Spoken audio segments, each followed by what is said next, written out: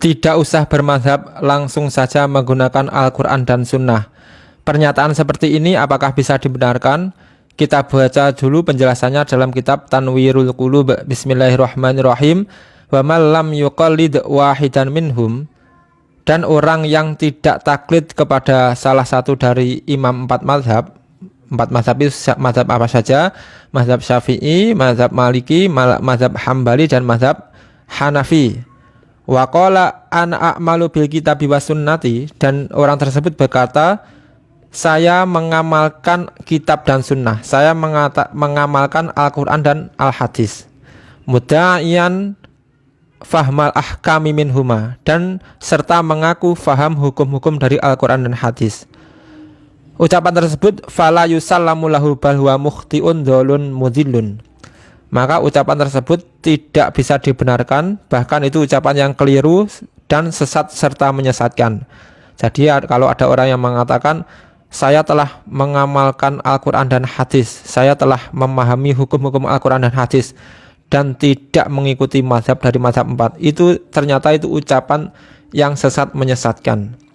Siyama fi hadzal zamani allazi amma fihil fisqu wa kasurat fihi da'wal batilah. Apalagi di zaman ini yang telah banyak kefasikan dan banyak pengakuan-pengakuan yang batil.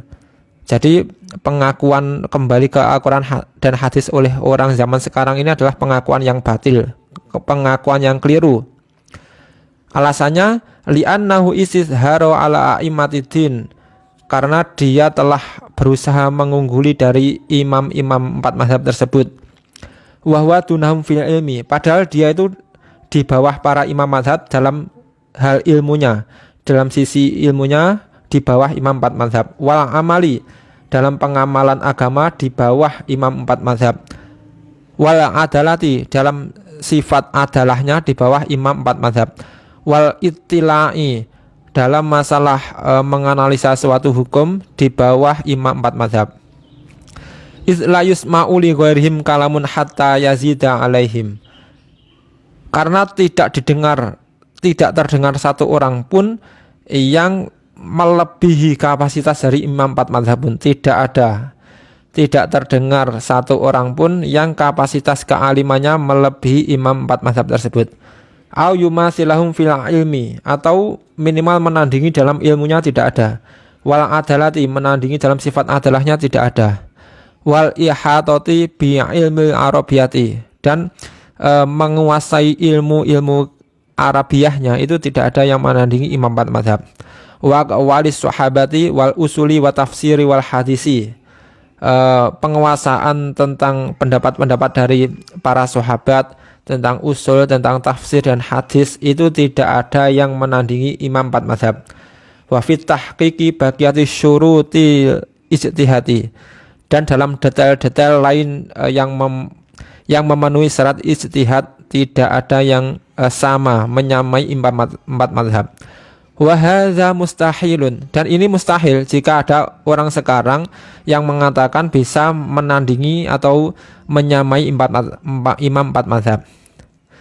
Li'anna minal a'immati Aba Hanifah wa huwa tabi'iyun, karena di antara dari imam empat mazhab tersebut ada Abu Hanifah, yaitu mazhab Hanafi, dan beliau termasuk tabi'in. Tabi'in itu generasi setelah para sahabat. Wa kadza qila fi Malik wa Syafi'i wa Ahmad min tabi'it tabi'in.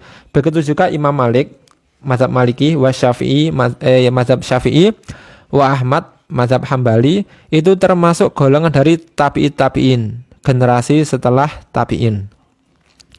Wa fil hadisi as-sahihi khairul quruni qarni summa lazina yalunahum summa lazina yalunahum. Sedangkan di dalam hadis yang sahih terdapat dawuh Rasulullah, sebaik-baik generasi adalah generasiku, kemudian generasi setelahnya, kemudian generasi setelahnya. Wal ikhtilafu fil furu'i la yadurru, perbedaan pendapat imam empat mazhab dalam masalah cabang-cabang agama itu tidak masalah. Bal huwa rahmatun, akan tetapi itu malah sebuah rahmat. Kenapa? liqaulihi sallallahu alaihi wasallam ikhtilafu ummati rahmatun, karena berdasarkan sabda Rasulullah perbedaan pendapat umatku adalah rahmat. Perbedaan pendapat ulama dari umat Rasulullah termasuk rahmat. Rawahul Baihaqi.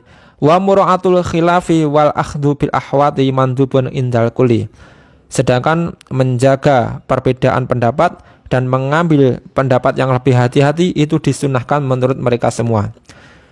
Jadi intinya para imam 4 mazhab itu lebih tahu Al-Quran dan hadis daripada orang-orang sekarang.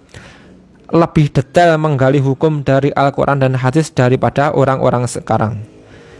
Jadi bahkan para imam hadis pun, para ulama ahli hadis seperti Imam Bukhari dan lain-lain itu juga bermazhab.